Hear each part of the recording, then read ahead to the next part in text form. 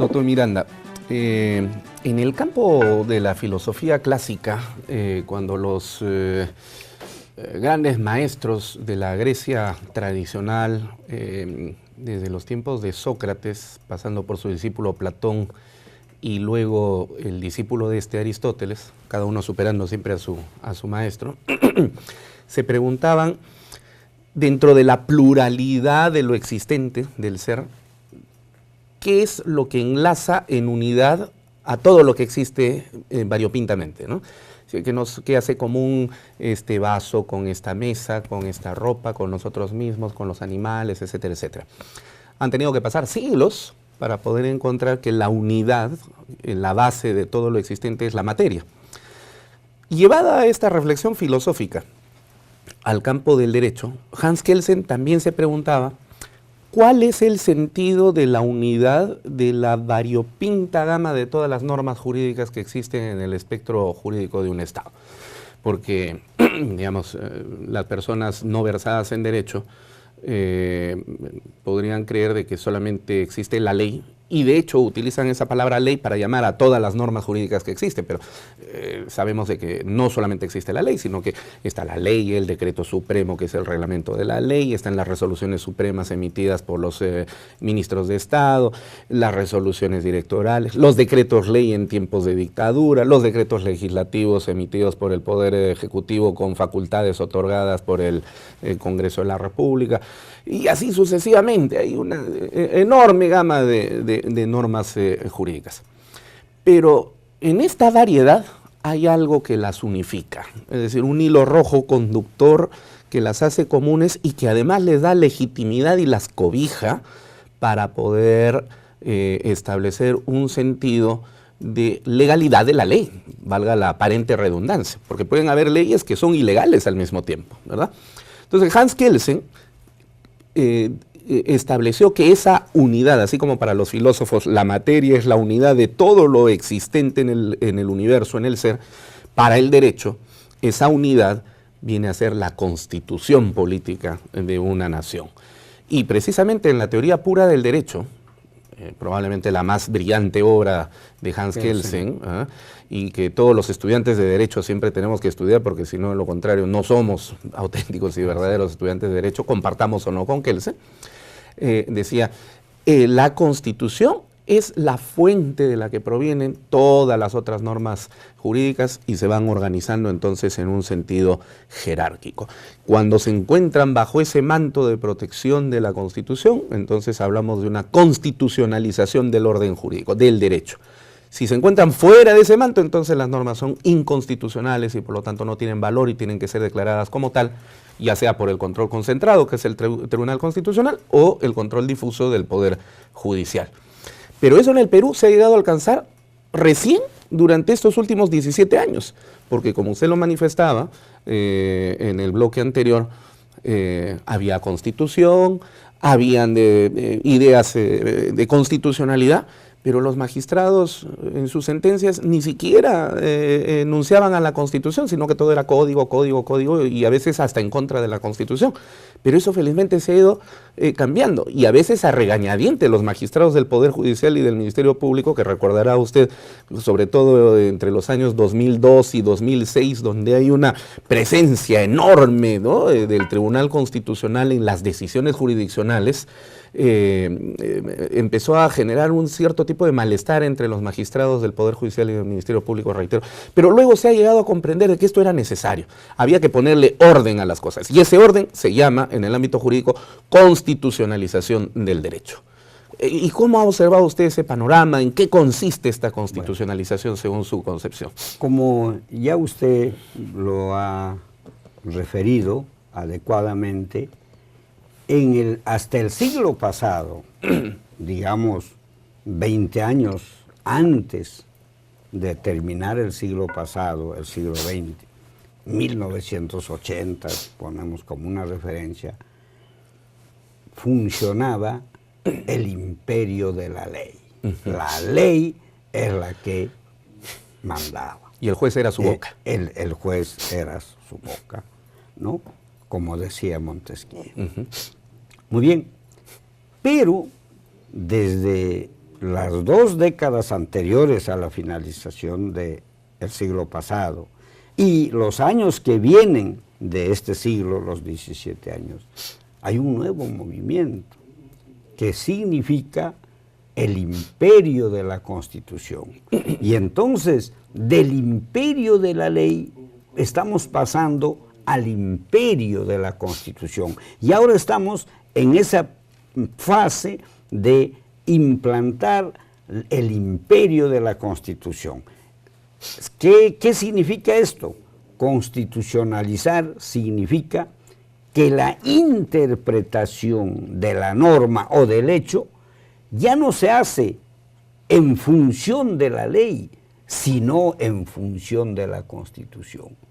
Y posiblemente en el futuro, si se quiere inmediato, llegaremos ya no al imperio de la Constitución, sino al imperio de la Convención. Ajá. Cuando el mundo se haya globalizado totalmente, el derecho se haya internacionalizado totalmente, y entonces lo que valdrá es la Convención. Y la Constitución de un determinado país inclusive quedará en un segundo lugar, en una segunda. De hecho, así como hay control de constitucionalidad, el día de hoy ya hay control de convencionalidad, ¿verdad? ¿No es cierto? Muy bien. Entonces, ¿qué significa constitucionalizar el derecho?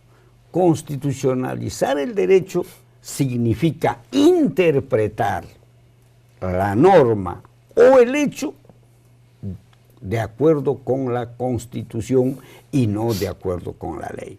La interpretación legal puede ser literal, a través de lo que dice la ley, pero la interpretación constitucional no es a través de lo literalmente dice la ley. La interpretación constitucional es en función de los valores y de los principios que tenemos las personas. Una ley puede decir esto, efectivamente, pero esa ley que literalmente dice tal cosa, constitucionalmente quiere decir está de acuerdo con los valores o no está con los valores. Esta ley dice esto, pero ¿es justa o no es justa? Un valor, ahí está, ¿no? La ley dice, pero no es justa. Entonces, si no es justa la ley, entonces no es constitucional. Y si no es constitucional, esa ley tiene que dejarse sin efecto. Y así es lo que se denomina la constitucionalización del derecho. Nosotros podemos constitucionalizar todo, el derecho penal, derecho civil, derecho tributario, derecho laboral, derecho de familia, todo se puede. La idea central, como usted ha dicho, es que todo esté de acuerdo con la Constitución. Como yo dije en el bloque pasado, pero ¿quién es el que dice qué dice la Constitución? Son estos magistrados del Tribunal Constitucional.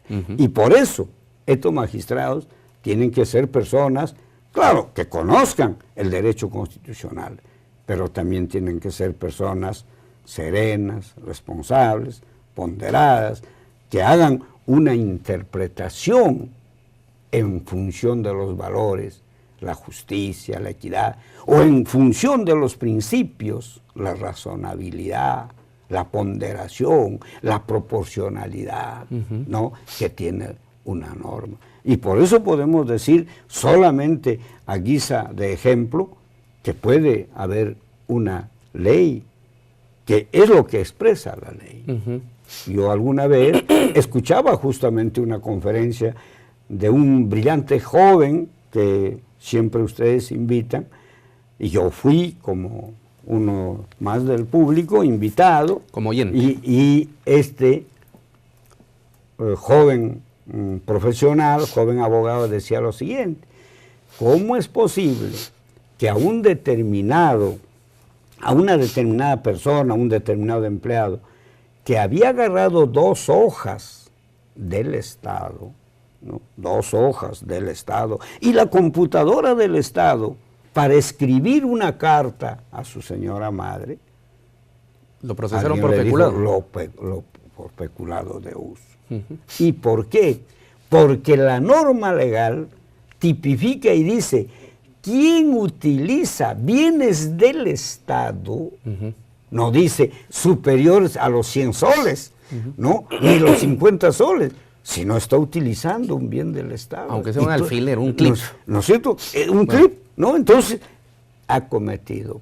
Y tuvieron que condenarlo a 2 años de pena privativa. Es cierto, suspendida, pero es privativa. Se apeló, la Sala Superior Penal lo confirmó.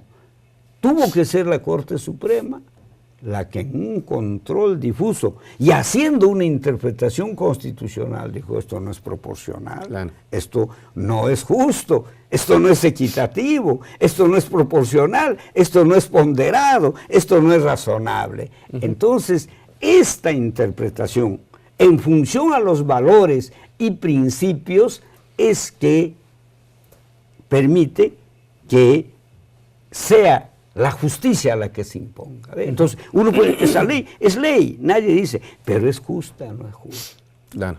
Y eso es lo que hace el Tribunal Constitucional. Ahora, yo recuerdo justamente en este ámbito, y usted también recordará, a fines del siglo pasado, me parece que el año 97 o 96, el Congreso de la República de aquel entonces expidió esa famosa ley de amnistía, que decía, parafraseando, ¿no?, la norma, amnistíese al personal de las Fuerzas Armadas y Policiales que en ejercicio de sus funciones participaron en la lucha contrasubversiva y que a consecuencia de esos actos han sido o están siendo investigados o procesados o eventualmente ya han sido condenados por el sistema de administración de justicia por crímenes de lesa humanidad. Y se dio la ley. Y entonces muchos salieron, inclusive dentro de ellos los famosos integrantes del Grupo Colina. Y la ley era la ley, estaba expedida formalmente por el Congreso de la República. Pero como usted lo señala, sin embargo, esa norma colisionaba directamente contra la Constitución, porque la Constitución dice, artículo 2, toda persona tiene derecho, 2 puntos aparte, 1, a la vida. No dice toda persona, salvo los terroristas o los presuntos terroristas, sino toda persona. Y entonces por eso es que esa norma colisionaba con la Constitución y se declaró luego inconstitucional y por eso se le tuvo que abrir nuevamente el proceso correspondiente, ¿no? Otro ejemplo le puedo dar yo, cuando por ejemplo en la parte didáctica va una mujer y me parece, utilicemos solamente arbitrariamente un país, ¿no? Por ejemplo, Suiza, como decía un profesor mío, y entonces le dice una mujer, va y le dice, mire, yo tengo derecho a la vida. Y el magistrado le dice, esto es didáctica, no, usted señora no tiene, ¿cómo no voy a tener derecho a la vida, señor? Acá en la Constitución dice que yo tengo, no tiene, señora, derecho a la vida. La Constitución no dice eso. Y agarra la Constitución y le dice, mire, señora, ¿qué dice acá? Los suizos tienen derecho a la vida. No dice las suizas. Y usted no es suizo, usted es suizo.